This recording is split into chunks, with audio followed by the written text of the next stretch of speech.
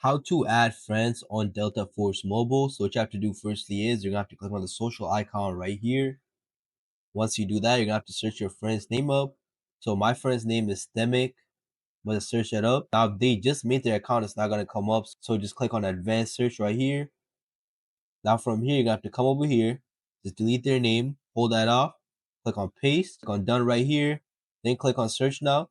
As you guys can see, my friend just came up. I'm gonna just click on add friend right here. Friend request send.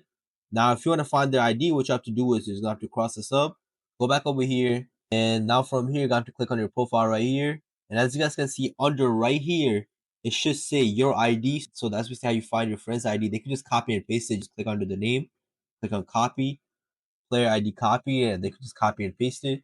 Now, as you guys can see, so my friend, he just added me back right here. Now, if I click on my social again, as you guys can see, my friend is right here and he's online. If I change the game mode, for example, right here, and I click on battle practice, I could go on social, click on invite. All you gotta do is just click on agree. As you guys can see, my friend just joined me. So this would have helped you. Make sure you like, subscribe, and leave a comment down below. Thank you for watching.